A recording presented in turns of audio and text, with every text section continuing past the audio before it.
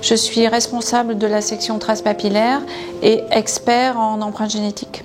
Alors au laboratoire de police scientifique, on réceptionne tous les indices, les scellés constitués sur une scène de crime et qui sont prélevés par d'autres agents de la police scientifique qui sont sur le terrain.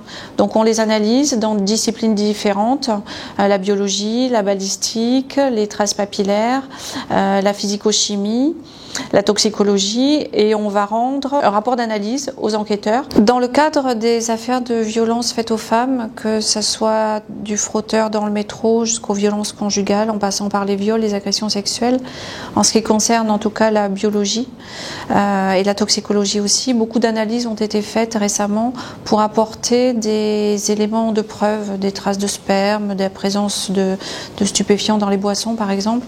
Ça apporte une preuve matérielle dans des affaires où souvent c'est la parole de l'un contre la parole de l'autre qui compte. Donc je pense que nous avons apporté dans ce domaine-là une aide matérielle aux enquêtes. La contribution scientifique est de plus en plus attendue. Quand on est ingénieur en chef, en général, on a des fonctions de management, de personnel et également des fonctions liées à l'expertise. Il faut gérer son équipe, placer chaque personne à sa place en fonction de ses compétences, valider les rapports, être un conseil aux requérants, assurer la veille technologique, s'assurer que les modes opératoires, les stratégies d'analyse ont été les bonnes.